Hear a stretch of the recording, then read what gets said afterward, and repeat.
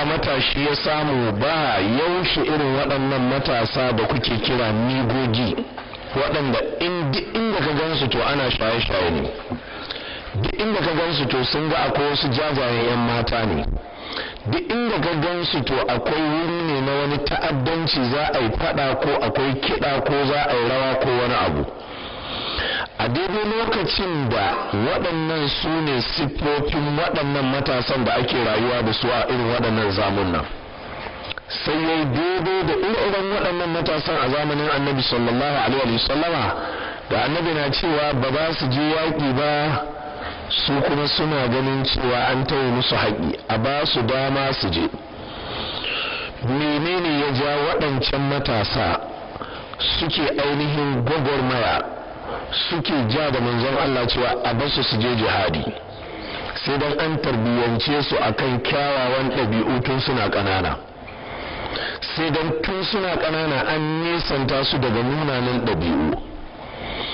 A daidai irin wannan lokacin matasan waɗannan zamanin namu su kuma yanzu ba magana jihadi ake ba, ana magana su zauna a koya musu karatu ne, ana magana sallah ne, ana magana ɗabi'u na gari ne.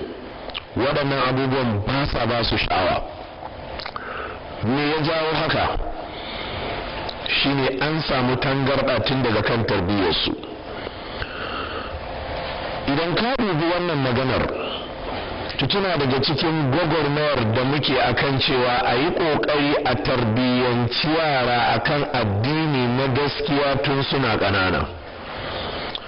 Kawar da kai a kansu cewa ai waɗannan yara ne, ai daga baya ba su gyara waɗannan abubuwan da suke. Bari in gaya muku, a waɗannan zamunan ba su ne zamunan da za a ga yara suna yin shigantaka suna ƙanana a ce za su gyara daga baya ba. In ma haka ta faru, to a wasu zamunna ne waɗanda ba ire-iren waɗannan ba, amma a irin waɗannan zamunan da ake fama da wato wakilai agencies na ɓacin tarbiyya ta ko'ina, wallahi ba irin wannan zamani ne za a ga yaro ya fara lalata yana ƙarami a ce in ya girma zai bari ba, ƙarya ne, in ya girma ƙaruwa zai yi. Ba don kuma saboda abubuwan da ke taimakawa wajen gurɓacewar tarbiyya da lalacewarta a waɗannan zamunan suna nan sun kewaye tun daga cikin gida har kan titi, tun daga makarantu har kasuwa, tun daga masallatai har makarantu, ko ina ba inda waɗannan abubuwan ba su da tasiri. To idan kun lura da wannan maganar, laziminta ko shine sai ka yi abin da ɗan boko suke kira reserved, sai ka mai da 'ya'yanka sun zama reserved, sai ka yanke su daga mu'amaloli da dama. A daidai lokacin da jama'ar gari da jama'ar anguwa za su ga cewa an takura waɗannan yaran, wannan takurawar ita ce kawai tsira. Amma in dai ba ka bar su kana ganin cewa yara ne a sake su, kafin a ankara sun haɗu da wani yaro wanda yake ya saba sata, kafin a ankara sun haɗu da wani yaro wanda shi uban shi ya sai mishi kaza, shi uban shi ya sai mishi kaza, daidai lokacin da kai kuma naka sai ringa ganin to shi kuma nashi uban da bai sai mai kaza ba fa, da bai sai mai kaza ba fa, to wace hanya zai yi uban ya sai mishi? Hanya ta farko ita ce magana. To tun farko ya ji uban ya yanke shawarar cewa ba zai yi mishi irin wannan abun ba, to yanzu me ya rage? Sai fara tunanin ya zai yi sata. Kuna ji jama'a?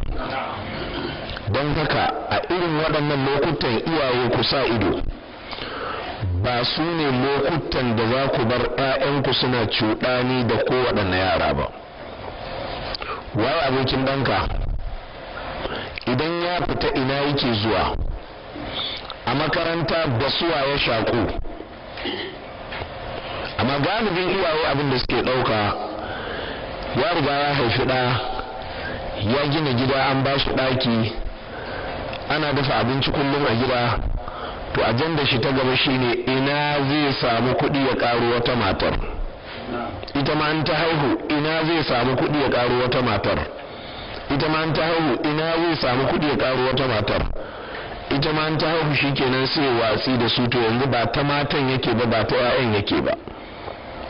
Yanzu yawa ganin shi kawai ta kanshi yake yi, da haka kafin an kare shi ke na yaran sun lalace. saboda haka jama'a, wannan maganar da malam yake yi tana zaburar da duk wani uba da duk wata uwa da ke wannan zamanin akan cewa wani mataki ka ɗauka wajen kai tarbiyyar 'ya'yanka akan yau ba za a ce za a je wa'azi suna jin daɗi, ba za a ce yau akwai karatu suna murna za su samu damar halarta.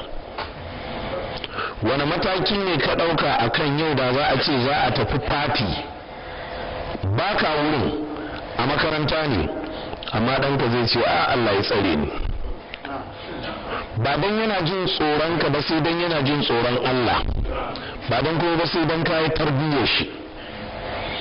to kuma wannan zai sake kai mu zuwa ga wani